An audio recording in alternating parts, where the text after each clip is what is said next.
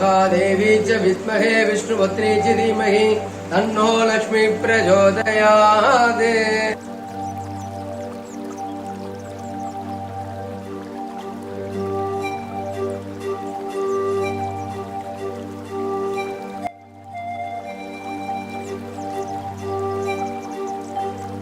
Namaste. Today I am going to talk about the sadhana of Ganapathy. Now many people think Ganapathy is a tantric form of worship. No, it is the Uchishta Ganapathy which is the tantric form of worship, and I am not going to talk about the tantric form of worship today. I am going to talk about the Ganapathy sadhana. Now whenever somebody does a Ganapathy sadhana, they will love good food. They would like to eat a lot, and they would like to eat a lot of sweet food. In fact, I went to the Krishna sweets. I saw everywhere Ganapathy photo was kept and Ganapathy ideals were kept. So I asked him, did your father or anyone, did they do the Ganapathy sadhana? He said, yeah. That's why actually they had the sweet meat shop. Many people who are in the food industry, who are in the sweet meat shop industry, normally would be prone to Ganapathy sadhana. Whenever you do the Ganapathy sadhana, you will get attracted to a male guru, and the male guru will be like slightly stout, and he will have a pot belly, and whenever the person says something, you do it, it will immediately manifest. So such is the power of the Ganapathy sadhana. The other most important thing is, in the Ganapathy sadhana, you love to write. That Ganapathy wrote Mahabharata, so you like to write a lot. And also many people think Ganapathy is a bachelor god. No, actually he had Siddhi and Buddhi, two wives. So normally when you do Ganapathy sadhana, it is easy to get married than doing sadhana with that of Hanuman. In terms of Hanuman sadhana, it is very difficult to get married, but in terms of Ganapathy sadhana, it is very easy to get married. And normally people who do Ganapathy sadhana have front bald, they actually lose a lot of hair, and they would love good food, they would love to sleep, but they are very, very egoistic. They are so egoistic. Whenever the Devata comes inside them, they would like to be given the first respect, they would like to be given the first instant across. In fact, in the Telugu tradition, it is said, Jeshta Rajam Brahmam. Whenever somebody does the Ganapathy sadhana, the first child will be a male, and normally Jeshta Nakshatra is supposed to be the Nakshatra of Ganapathy, which is also partially true. And also people who worship the Ganapathy sadhana would love to talk, gossip, would love to go out of their way and help. They are very good counselors, and they would like people to get married. Now, if you see in Ganapathy Purana, Ganapathy would have helped Skanda to get married, and they love their mom. In fact, mom is their ideal. For mom, they would do anything, even lose their life in their day-to-day living. And in fact, they are very family-oriented people. They would like their family, they would like to respect a lot, and they are prone to what you call it as a very subtle way of doing manipulation. They would not like to talk things, but they would like to do things in a very, very subtle, innish manner. They would like to manipulate the situation, and they are very intelligent. Some of the people whom you see Ganapathy sadhana, they do PhD, they do MPhil, they get gold medals. They are very good with that, and they know different kinds of dishes in the world, where you will get Mysore Pak, where you will get paleo diet. That level, they would be so good with the diet and food that you will be amazed. And also the Ganapathy sadhana people would love drumming. They like to listen to drums. They always like to listen to the drum, and they are very smart in outwitting the people. It is not like them that you talk to them and you would be able to outwit them. They will outwit you by your action. You will simply be stumped, and there is a law of surprise which happens across. And also they are very caring for the babies, and if they love you, they will always give you food. If they really anything the Ganapathy does, will always order a food, Swiggy or Zomato, and they will give it to you. We had somebody who was doing Ganapathy sadhana, her daughter came to us. she was always ordering food. She loved good food. She really liked it. And she always what you call it as she was ordering food because she's part of the Ganapathy Sadhana tradition across, and they would like to wear clean clothes, and they would like to what you call their early bird. They cannot be late in the night. They are very, very early birds, and they would like to take life as very easy. They are not very power centric. They are very knowledge centric, and they would like to learn a lot of subjects, and there are multiple subjects. They always tend to write. They always love writing, and also they have strong teeth. They have very strong muscles and bones, and normally when you do Ganapathy Sadhana, even though they eat, they are not prone to diabetes or sugar or blood pressure. You can see that happening in their life. And also I request you that you can wonder, how did I learn all these sadhana? We teach a particular course. It is called as Devata Yoga. If you attend the course, you will be able to understand what kind of sadhana you are doing, what impact it will have into your life. And normally normally people who do Ganapathy Sadhana will have arranged marriages. They don't have love marriages. They listen to the parents a lot. They don't oppose the parents a lot. But they are very prone and very loving towards their mother more than anything else. They are very sibling bonded. They would like to help their sibling. They would like to go out of the way to help them across as a person. And they will remember a lot. They can remember the entire Mahabharata. And they are very fast with writing. They write books, they write titles. Many of them will actually go on to win Booker Prize and many prizes in the world of education teaching. That is why Ganapathy is a sadhana many people like, especially in South India. He is worshipped everywhere. In the street temple in Nepal, it is actually the Bhairav who is worshipped everywhere. Therefore, any doubts you have in the sadhana, write to me. You can press the bell icon and the subscribe button. This is not a normal spiritual channel. Many people don't do sadhana. They simply talk a lot of things. They think they are very famous and popular. No, here we talk about the impact of sadhana. We are professional. It's like going to PV Sindhu and asking, how do you play badminton? She's going to tell you your workout. She's going to tell you the impact. In the same way, we would be doing the sadhana across.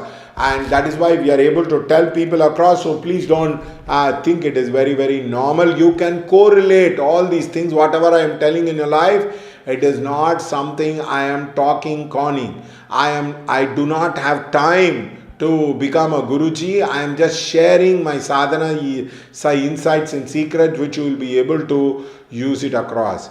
I wish you all the best and may you get enlightened. Let me add the last thing as far as the Ganapathy Sadhana is concerned. Normally they would like to have wheatgrass juice. They would like to have a lot of fruits along with the junk food, which is like a sweet. So if you want anybody who's having a Ganapathy form, you want the things to be done, give them food. You normally will be able to win them. And always remember to give them respect. Do namaskara. They would give you, they would be able to get things done across a person. And this is the Ganapathy Sadhana. I wish you all the best. Thank you.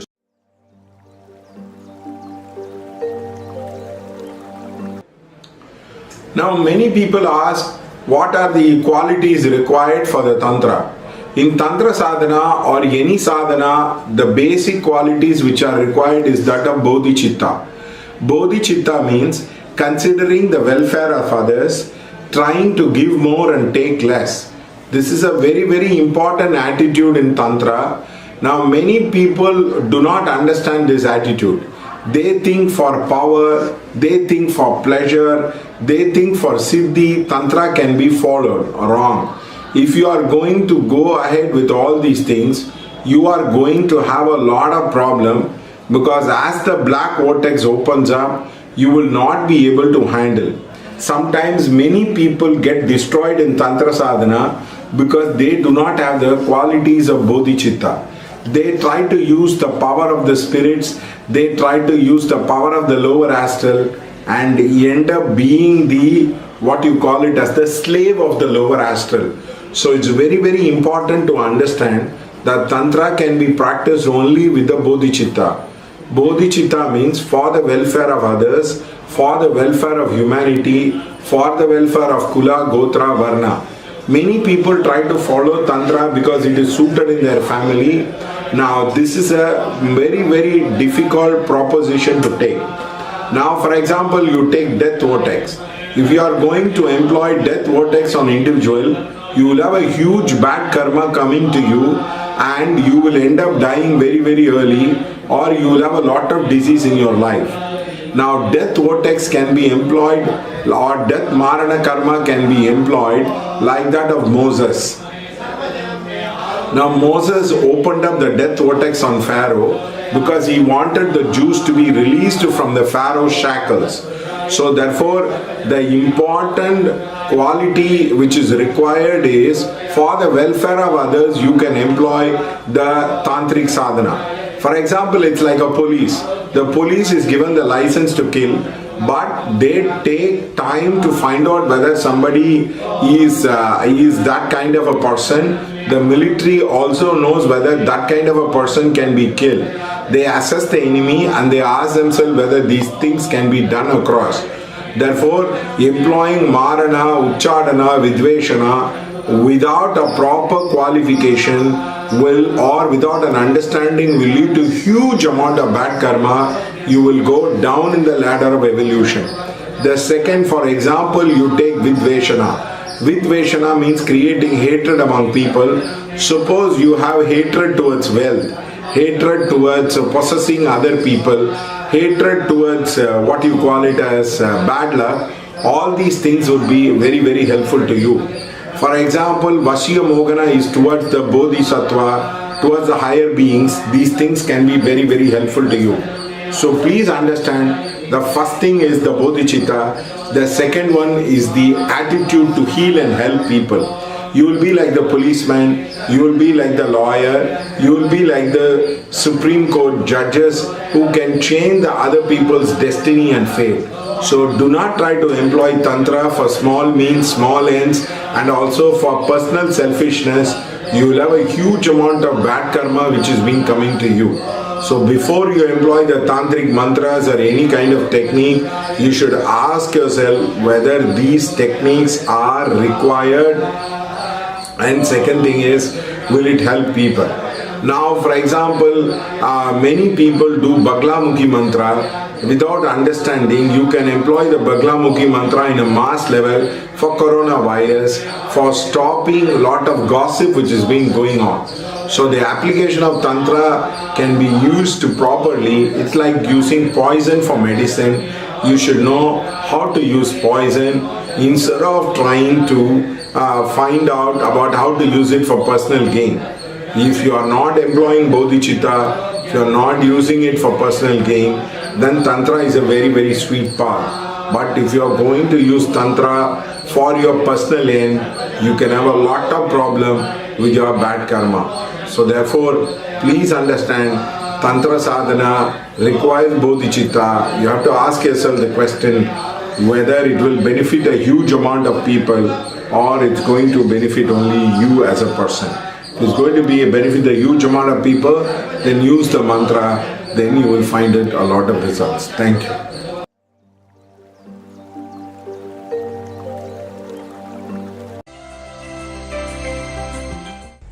வணக்கம். ஸ்ரீ சங்கரா தொலைக்காட்சியின் dial சங்கரா நிகழ்ச்சி வழியாக உங்கள் அனைவரையும் சந்திப்பதில் மிக்க மகிழ்ச்சி. வாரந்தோறுமே நிகழ்ச்சியில சுவாரஸ்யமான பல தகவல்கள் நம்ம பேசிட்டு இருக்கோம். எல்லாருக்கும் எத்தை தின்னால் பித்தம் தெளியும்னு எல்லாரும் ஒவ்வொரு விஷயத்துக்கும் பரிகாரங்களை தேடி ஓடிட்டு இருக்கோம். இதுக்கு தீர்வுதான் என்ன பிரச்சனைகளுக்குன்னு ஓடிட்டு இருக்கோம். ஆனா சரியான வழிகாட்டுதல நம்ம நான் நிச்சயம் அதுக்கான தீர்வு இருக்குங்கிறது நமது நிகழ்ச்சி ஒரு சான்று. இந்த நிகழ்ச்சியில ஏராளமான தகவல் உங்களுக்காக தர வந்திருப்பவர் யாருன்னு பாத்தீங்கன்னா, ஆதர்ஷ் நிறுவனத்துடைய இயக்குனர்னு சொல்லலாம், அப்படி இல்லைன்னா பரிகார ஜாம்பவான் சொல்லக்கூடிய குரு கே கிருஷ்ணன் சார் எங்க கூட இருக்காங்க. கூட பேசினாலே நிறைய விஷயங்கள் தெரிஞ்சுக்கலாம். சோ நீங்களும் அதெல்லாம் நோட் பண்ணிக்கோங்க. வணக்கம் சார். வணக்கம். எப்பவுமே நிறைய விஷயங்கள் சொல்லுவீங்க. இன்னைக்கும் ரொம்ப உற்சாகமா இருக்காங்க எல்லாருமே. எல்லாருக்குமே மாற்றங்கள்ங்கிறது எல்லா விஷயத்திலயுமே இருக்கு. இந்த மாற்றங்கள் பத்தி தான் இன்னைக்கு பேச போறோம். இதுல முதல்ல நம்ம எடுத்துக்கலாம் திருமணம். இந்த திருமணம் எங்க இருந்து ஆரம்பிக்க, அதை எப்படி அவங்களுடைய வாழ்க்கையை மாற்றுது? பேசிக்கா நீங்க பரிகாரம் பண்ணும்போது உங்க லைஃப்ல மாற்றங்கள் ஏற்படும். நீங்க மாற்றங்களை எவ்வளோக்கு எவ்வளோ ரெசிஸ்ட் பண்றீங்களோ அவ்வளோக்கு அவ்வளோ பரிகாரங்கள் டைம் எடுக்கும். இப்ப எனக்கு தெரிஞ்ச ஒருத்தர் வந்தாரு. அவர் என்ன பண்ணாருன்னா, ஒருத்தர் வந்து கோமா ஸ்டேஜ்ல இருந்தார். அவர் என்ன சொன்னாரு, என்கிட்ட வந்து கேட்டார். நான் சொன்னேன், பெட்டை மாத்துங்க, வீடை மாத்துங்க, அவங்க பக்கத்துல இருக்கிற பேஷண்ட்டை ட்ரீட்மெண்ட் பண்ற ஆளுங்களை மாத்துங்கன்னு. அவர் பண்ண உடனே அவருக்கு சடனா ரிகவரி ஆயிடுச்சு. ஸோ அந்த கூட இருந்தவர் தான் அவருக்கு ப்ராப்ளம், இருந்த இடத்துல தான் டெத் ஓட்டெக்ஸ் திறந்திருக்குன்னு அவங்களுக்கு தெரியல. இப்ப நீங்க திருமணத்துக்கு பரிகாரம் பண்ணீங்கன்னா என்ன நடக்கும்னா, நிறைய திருமணத்துக்கு அட்டன் பண்ணுவாங்க, அப்பா அம்மா கிடையாது. நான் சொல்றது உங்க பொண்ணோ பையனோ அட்டன் பண்ணுவாங்க. அதே மாதிரி இப்ப திருமணத்துல வந்து பார்த்த உடனே நான் ரிசப்ஷனுக்கு ஓடி வந்துருவேன் அப்படி வந்துருவீங்கன்னா வேஸ்ட். நீங்க பரிகாரம் பண்ணும்போது இப்ப சப்போஸ் நாங்க மேரேஜுக்கு வந்து பரிகாரம் மேரேஜுக்கு போங்கன்னா தாலி கட்டுறதை பார்க்கணும். அப்பதான் அந்த ரிச்சுவல் உங்க லைஃப்லயும் வந்து ட்ரிகர் ஆகும். இங்க ரெண்டாவது வந்து ரொம்ப ரொம்ப இம்பார்ட்டன்ட், திருமண மண்டபத்துக்கு சும்மா பக்கத்துல இருந்தா மேபி ஒரு 10-20 டைம்ஸ் போகணும். அப்படி போகும் பொழுதுதான் உங்களுக்கு வந்து பரிகாரம் வந்து ட்ரிகர் ஆகும். நிறைய பேர்கிட்ட கேட்டிருக்கேன், எங்க பொண்ணு பையன் ஒருத்தர் எவ்வளவு வாட்டி பார்த்துக்கிட்டாங்க அப்படின்னு கேட்பேன். சார் அவங்க பார்த்ததே இல்லை சார், நான் ஏதோ ஒரு பையன் வந்தான் சார், ஏதோ ஒரு பொண்ணு வந்தாங்க சார், அது பாதியில ஆரோஸ்கோப்லயே நின்றுடுது சார், பரிகாரத்துல மேட்சிங்லயே நின்றுடுது, அங்க பரிகாரம் பண்ணும் இங்க பரிகாரம் பண்ணும்.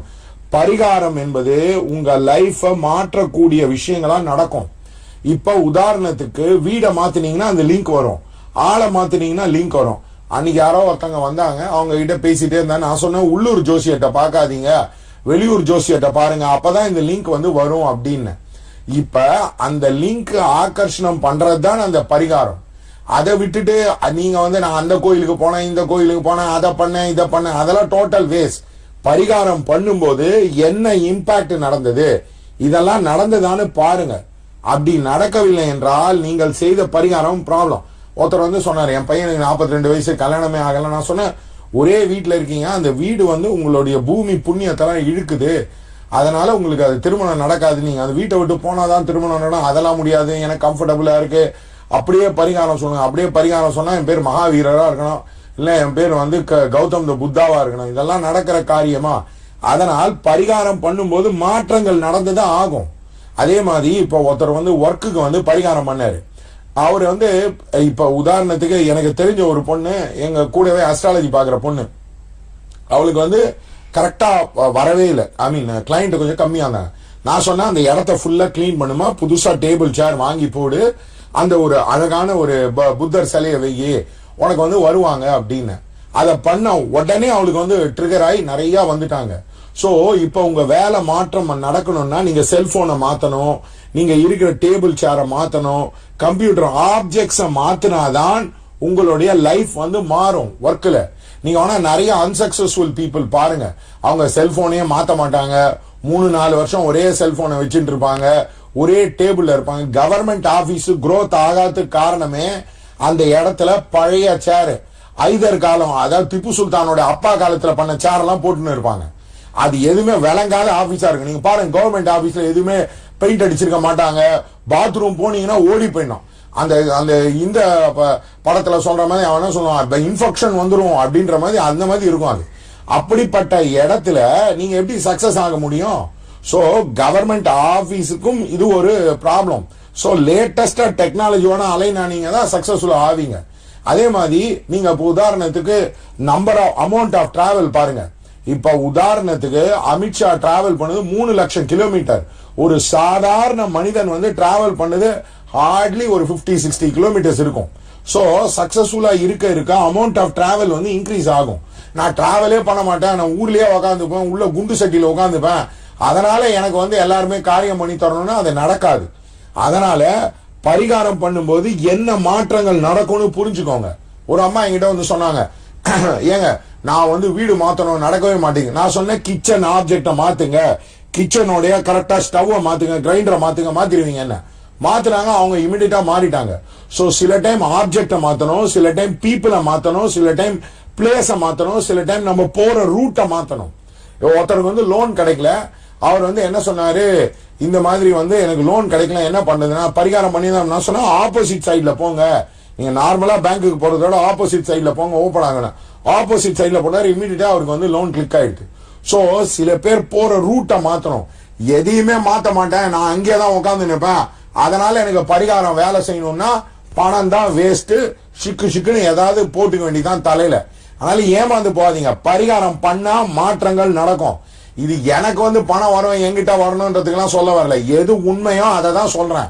என்கிட்ட வந்து நான் வந்து அங்க பண்ண டிம்பக்டூல பரிகாரம் பண்ண, அங்க பண்ண, இங்க பண்ண, அதெல்லாம் எனக்கு தெரியும்னா ஒரே ஒரு வந்து கேள்வி கேட்பாங்க, எப்ப வந்து கல்யாணம் நடக்கும், எப்ப வந்து கல்யாணம், இந்த மாற்றங்கள் இருக்கா? ஒரு லேடி வந்து கேட்டாங்க, என் ஃப்ரெண்டுக்கு வந்து ஹேர் ஸ்டைல் வந்து மாறிடுச்சு, அவளுக்கு என்ன நடக்க போகுது? நான் சொன்னேன், இமீடியட்டா கல்யாணம் நடக்க போகுது. ஒரு பொண்ணு தன்னுடைய வாழ்க்கையை மாத்த போனா ஹேர் ஸ்டைல மாத்துவா அப்படின்னு. அவளுக்கு பயங்கர ஆச்சரியம். வித்தின் 3-4 months அவருக்கு வந்து கல்யாணம் ஆயிடுச்சு. அதனால ஞாபகம் வச்சுக்கோங்க, மாற்றங்கள் கண்டிப்பாக நடக்கும் பரிகாரம் பண்ணும்போது. அதுதான் பரிகாரத்தோட இம்பாக்ட். அன்னைக்கு ஒரு பையன் ஒரு மேரேஜ் ப்ராப்ளம் வந்து அவனுக்கு ஒர்க்ல வந்து மாறிடுச்சு. நான் சொன்னேன், உனக்கு வந்து இது மாறப்போகுது, லைஃப் மாறப்போகுது, நீ பண்ண ப்ராப்ளம் சால்வ் ஆக போகுதுன்னு. ஒரு காலர் இருக்காங்க, அவங்கள பார்த்து பேசிட்டு நம்ம வரலாம். நிச்சயமா சார். வணக்கம் தயசங்கரா. வணக்கம் மேடம், திருச்சி சங்கர் பேசுறேன் மேடம். நல்லது, உங்களுடைய டேட் ஆஃப் பர்த் கொடுங்க. 31/5/1974 மேடம். பிறந்த நேரம் விடிகால 1:10 மேடம். உங்களுடைய கேள்விகளை குரு கிருஷ்ணன் சார் இருக்காங்க, கேளுங்க. சாமிஜி வணக்கம். எனது அஸ்த நட்சத்திரம் கன்னிராசிங்க, கும்பலக்கணம் சாமிஜி. சரிங்க. அதான் சாமி, பூர்வீக இந்த முன்னோர் சொத்து வந்து அது பிரச்சனையா இருக்குது. அப்புறம் தொழில் சரியா அமையலைங்க, ரெண்டு கொஞ்சம் வழி சொல்லுங்க. ஆமாங்க, உங்களுக்கு வந்து செவ்வாய் எங்க இருக்கு? செவ்வாய் 6ஆம் இடத்துல இருக்கு சாமிஜி. அதான். சோ உங்களுக்கு வந்து சத்ரு பயம் இருக்கும், உங்களுக்கு சத்ரு ஜெயம் வேணும். அதுக்கு ரொம்ப ரொம்ப இம்பார்ட்டன்ட் முருகரோட உபாசனை வேணும். இப்ப உதாரணத்துக்கு சத்ரு சம்மார பூஜை பண்றது, 6 படை வீட்டுக்கு போறது, முருகருக்கு போறது. அதே மாதிரி இப்ப சத்ரு வந்து நான் வந்து மன்னிக்க போறேன், நான் வந்து சத்ருவெல்லாம் விட்டுடுவேன்னா இவர் லைஃப் வந்து கீழே போயிடும். சில பேரோட லைஃப் வந்து ரத்த சரித்திரம் மாதிரி. எதிரி இருந்தாதான் அவன் வந்து மேல வருவான். ராமாயணமும் மகாபாரதமும் நம்ம ஊர்ல எழுதி வச்ச காரணம் வந்து என்னன்னா, வாழ்க்கைன்னு இருந்தா எதிரிங்கன்னு ஒருத்தங்க இருப்பான், வாழ்க்கைன்னு இருந்தா குருன்னு ஒருத்தங்க இருப்பான்றதுக்கு தான் எழுதி வச்சுக்கிறது.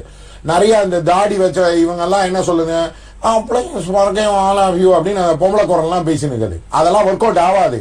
காரணம் என்னன்னா, இப்ப நிஜமா ஃபுட்பால் ஆடுறீங்கன்னா அப்படியே எடுத்து கையில குத்துருவானா, டிராஃபியை குத்துருவானா?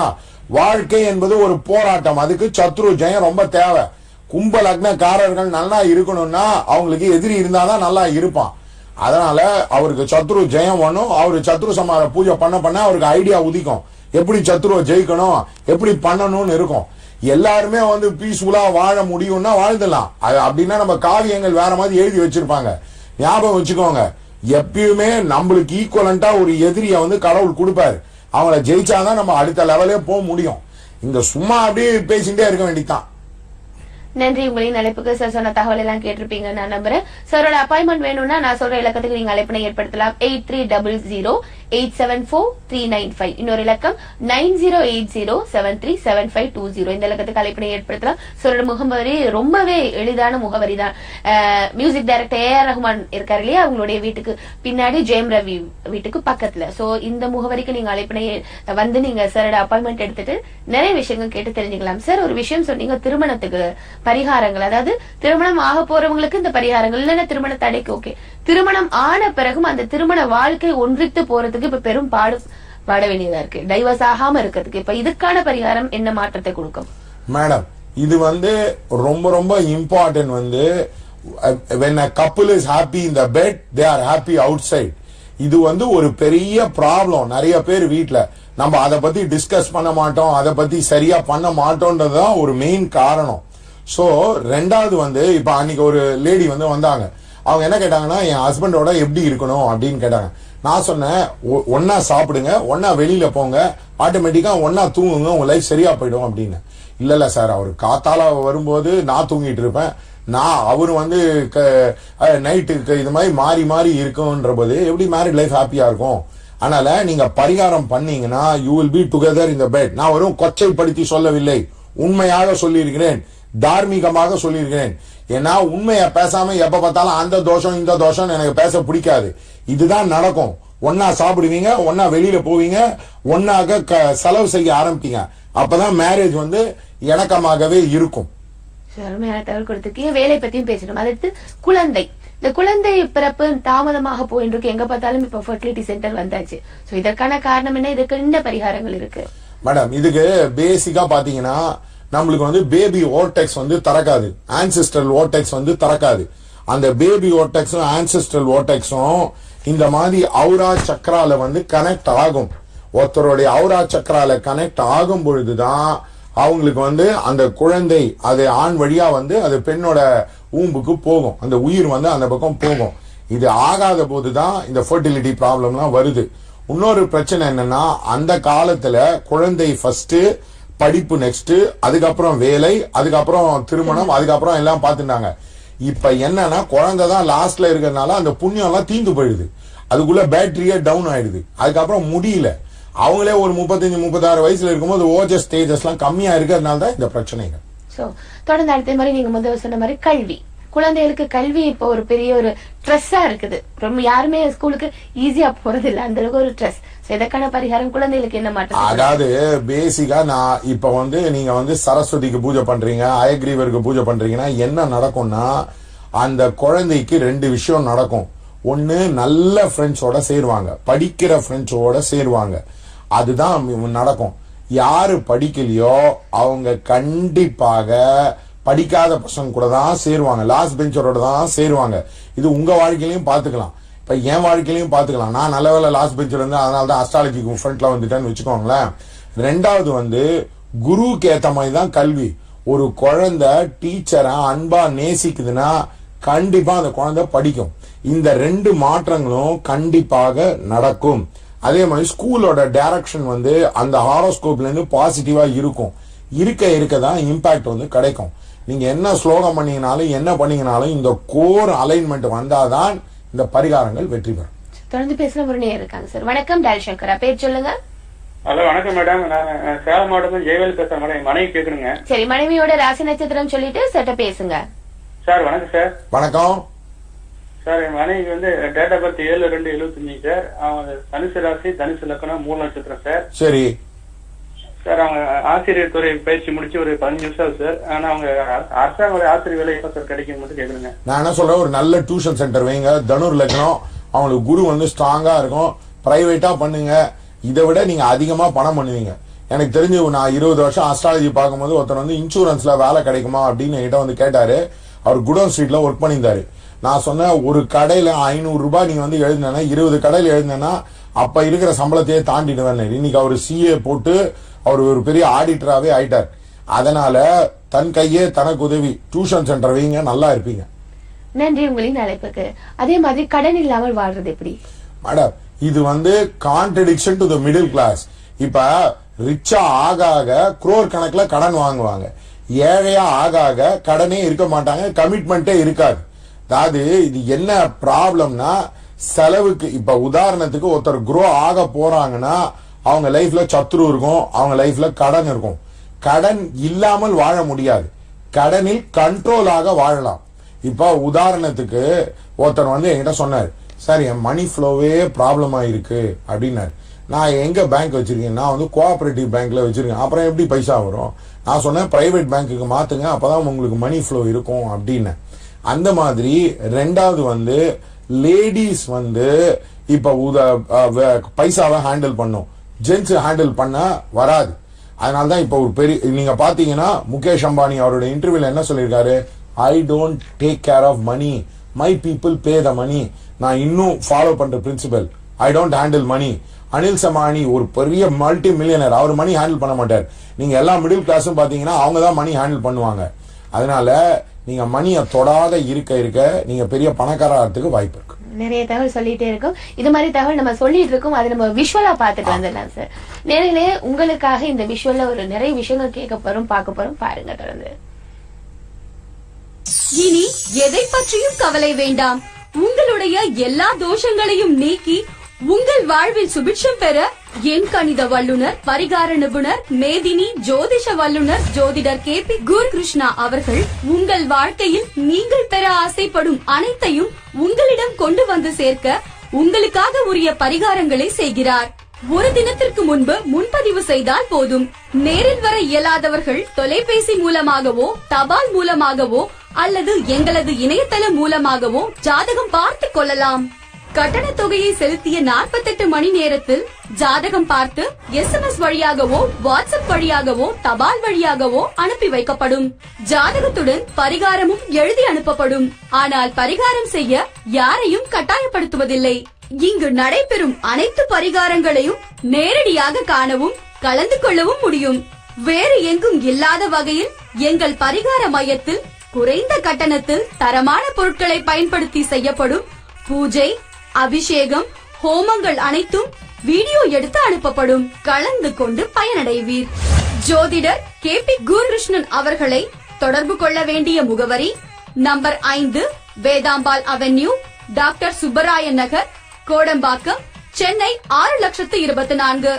அலைபேசி எண் 9840572247 மற்றும் 9080737520. இணையதள முகவரி www.satyaprema.com. எங்கள் ஆலோசனைக்கான கட்டணம் பணமாகவோ வங்கி மூலமாகவோ பேடிஎம் அல்லது வலைத்தளம் வழியாகவோ செலுத்தலாம்.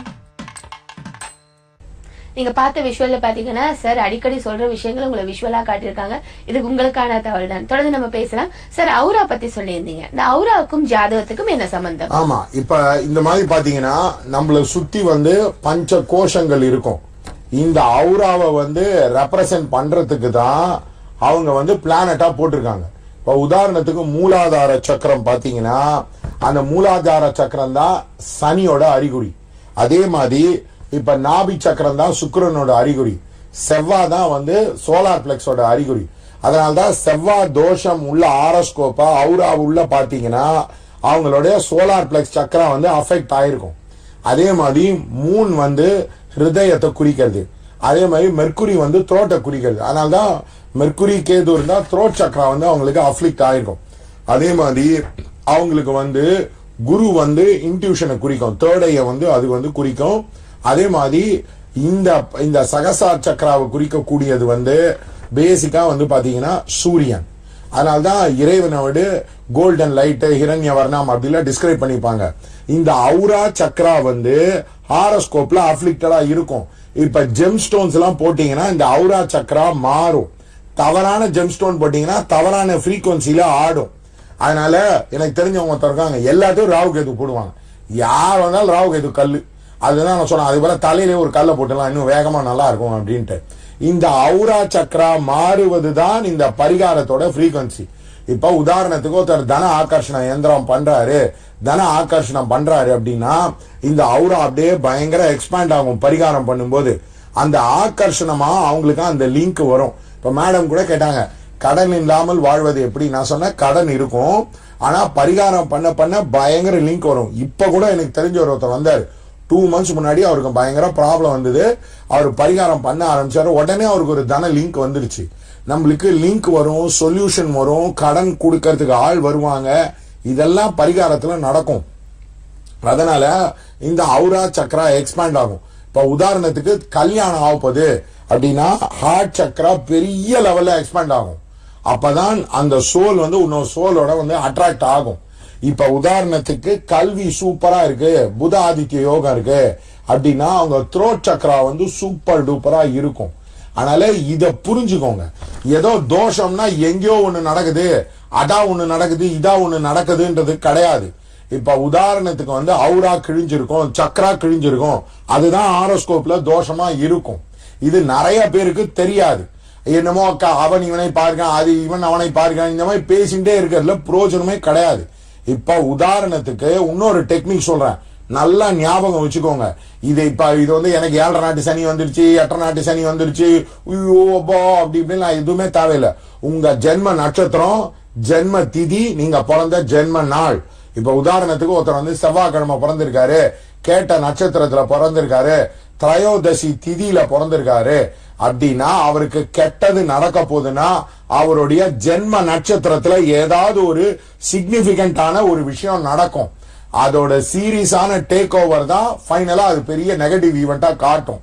இப்ப உதாரணத்துக்கு ஒரு அம்மா வந்தாங்க, அவங்க என்ன சொன்னாங்க, எங்க ஹஸ்பண்டுக்கு ரொம்ப உடம்பு முடியல. நான் கேட்டேன், அந்த பர்த்டே ப்ராப்ளமா இருந்தது? ஆமா சார், நட்சத்திர பர்த்டே அந்த வருஷம் ரொம்ப ப்ராப்ளமாவே இருந்தது, அப்பவே அவருக்கு உடம்பு சரியில்லை அப்படின்னாங்க.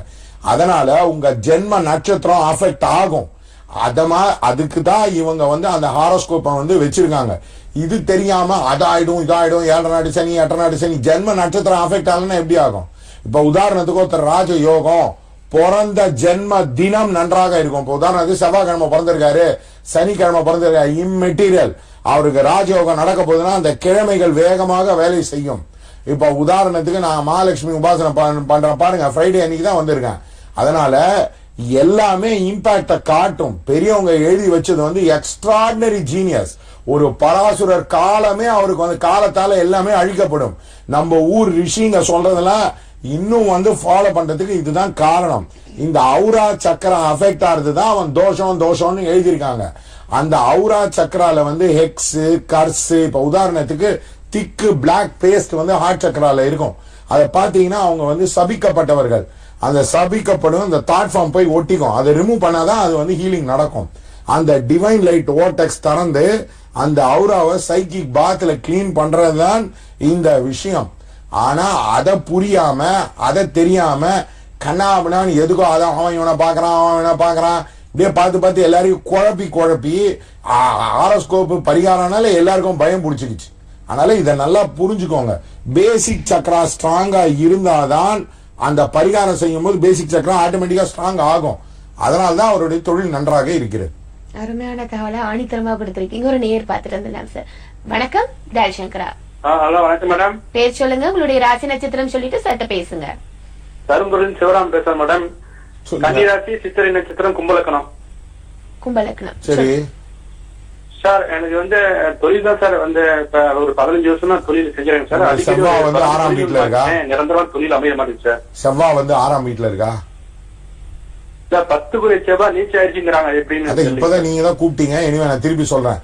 இந்த நேயருக்கு வந்து சத்ரு ஜெயம் வந்து வேணும். அதுக்காக ஒரு முருகர் பூஜையை போடணும். அது ஒண்ணு இல்ல, ரிப்பீட் கால். அதனாலதான் அடுத்து. நன்றி உங்களின் அழைப்புக்கு. அதே மாதிரி வாகனங்கள் வாங்குறதோ இல்ல வீடு வாங்குறதோ நிறைய பேருக்கு கனவு. சோ இத பரிகாரம் பண்ணிட்டு வாங்கினா நல்லா இருக்குமா? ஆமா, பரிகாரம் பண்ணீங்கன்னா ரொம்ப ரொம்ப சிம்பிள். இப்ப உதாரணத்துக்கு இப்ப இந்த டிவில ஃபுல்லா பெயிண்ட் அடிச்சிருந்தாங்க. நாங்களும் போயிட்டு எங்க ஆபீஸையும் போய் பெயிண்ட் அடிச்சோம். இதுக்கு காரணம் என்ன? whom you see is what you become. யாரை பார்க்கிறீர்களோ அவர்களாக ஆகி விடுவீர்கள். இப்ப உதாரணத்துக்கு நிறைய கிரக பிரவேசம் அட்டன் பண்ணீங்கன்னா தான் நீங்க சொந்தமா வீடு வாங்க முடியும். கிரக பிரவேசமே அட்டன் பண்ணாம இருந்தா எப்படி வீடு வாங்குவீங்க? அதே மாதிரி வாகனம். எனக்கு தெரிஞ்ச ஒரு ஆள் என்ன பண்ணாரு, அவர் ஃப்ரெண்டு மெர்சிடிஸ் வச்சிருந்தாரு. அந்த மெர்சிடிஸ அவர்கிட்ட வாங்கி நான் ஓட்டுறேன் அப்படின்னாரு. அந்த அவர் வாகனம் ஓட்ட என்ன ஆச்சு, ஒரு 5-6 நாள் வந்து அவருக்கே ஒரு தாட் ஃபார்ம் வந்து நம்மளே வாங்கிக்கலாம்னு ஏதோ கேட்டும் வாங்கிட்டாரு. அதனால அந்த வாகனத்தை நீங்களே ஒரு ஓட்டி பாத்தீங்கன்னா கரெக்டாக இருக்கும். நீங்க பாத்தீங்கன்னா ஒரு பெரிய இவரு, அந்த அவர் பேர் என்ன, ரைட்டர் ஷபானா ஆஸ்மியோட ஹஸ்பண்ட், அவர் வந்து பாத்தீங்கன்னா அந்த அவார்டு வாங்கினதை எப்படி தான் பேச போறோம் அப்படின்னு அந்த ஸ்டுடியோல இருந்து பண்ணிருக்காரு. இப்ப அவர் பெரிய அந்த ஷோலே கீழ எல்லாம் எழுதியிருக்காரு. அதனால நீங்க யாரை பார்க்கிறீர்களோ அவர்களாக ஆகி விடுவீர்கள். அந்த பார்க்கறத ட்ரிகர் பண்றதுதான் இந்த அஸ்ட்ராலஜி, இந்த பரிகாரங்கள். இப்ப நான் என்ன வந்து எல்லாரும் கேட்பாங்க, எப்படி வந்து பணக்காரன் ஆகுது? நான் சொல்ல, உங்களை விட பணக்காரன் நீங்க பாக்குறீங்களா, உங்களை விட ஏழைய பாக்குறீங்களா? அதுலயே உங்களுக்கு ஆன்சர் தெரிஞ்சிடும். நீங்கள் யாரை பார்க்கிறீர்களோ உங்க மைண்ட் வந்து அஃபெக்ட் பண்ணும். அதுதான் லா ஆஃப் அட்ராக்ஷன். நீங்க வந்து நான் வந்து இந்த ஆல்பா மைண்ட் பண்ணுவேன், பீட்டா மைண்ட் பண்ணுவேன், அதெல்லாம் எதுவும் வேலை செய்யாது. ஏன்னா அதெல்லாம் காப்பி கேட், யாரையோ பார்த்து காப்பி அடிச்சது, ஒரிஜினல் கிடையாது. அதனால நீங்க விஷுவலைஸ் பண்ணாலும் பண்ணாட்டாலும் எப்படி வந்து பெரிய சக்சஸ் ஆகணும்னா, உங்களை விட பெட்டர் பீப்புளை பார்த்தீங்கன்னா தான் சக்சஸ் ஆவீங்க. Multi millionaires C multi millionaires, billionaires C billionaires. அப்ப அமித்ஷா வந்து மோடியை பாக்குறாருன்னா பாருங்க, அந்த குரூப் தான் வந்து சக்சஸ் ஆகுது. அதனால நீங்க பரிகாரம் பண்ணும்போது யாரோட ஃப்ரெண்ட்ஷிப் மாறுதுன்னு பாருங்க, இடம் மாறுதா பாருங்க, ஆப்ஜெக்ட் மாறுதா பாருங்க, ரூட் மாறுதா பாருங்க, உங்களுடைய ஜென்ம நட்சத்திரம் ஜென்ம திதி மாறுதான்னு பாருங்க. அப்பதான் அந்த பரிகாரத்தோட இம்பாக்ட் இருக்குன்னு தெரியும். அதனால்தான் சொல்றேன், தெரிஞ்ச எங்களிடம் பரிகாரம் கொடுத்தால் உங்கள் வாழ்க்கை மேம்படும். வாருங்கள், வெற்றி பெறுங்கள். ஏன்னா நீங்க ஜெயிச்சா நான் ஜெயிச்ச மாதிரி. நிச்சயமாக பரிகாரங்கள் சொன்னா என்ன விதமான மாற்றங்கள் நடக்குதுங்கிறது அருமையான முறையில இந்த 1/2 மணி நேரத்துல எங்களுக்காக கொடுத்தீங்க. நன்றி சார். வணக்கம்மா. என்ன நேரம் நிகழ்ச்சி பார்த்து மறந்துருப்பீங்க. சாரோட அப்பாயின்மெண்ட்டுக்கான இலக்கை நான் இன்னும் ஒரு முறை சொல்லிடுறேன். அது மட்டும் இல்லாம பேங்க் டிரான்சாக்சன் எல்லாம் எப்படி பண்ணணும், ஏன்னா நிறைய அதுல குரு கிருஷ்ணங்கிறதுல நிறைய பிரச்சனைகள் இருக்குன்னு சொல்றாங்க, ஒருத்தருக்கே 2 பேர் போறதுனால. சோ அதை பற்றி தகவல் எல்லாம் தெரியணும்னா நான் சொல்ற இலக்கத்துக்கு அழைப்பினை ஏற்படுத்தி அப்பாயின்மெண்ட் எடுத்துட்டு நீங்க சாரை போய் பார்க்கலாம். இல்லன்னா சாருடைய அலுவலகத்துக்கே நீங்க நேர்ல போன் பண்ணி கேட்கலாம். 8300874395. இன்னொரு இலக்கம் 9080737520. இந்த இலக்கத்துக்கு அழைப்பினை ஏற்படுத்தலாம். மீண்டும் நிகழ்ச்சி வழியாக உங்கள் அனைவரையும் சந்திக்கும் வரை உங்களிடம் விடைபெறுகின்றேன். அதுவரை நன்றி, வணக்கம்.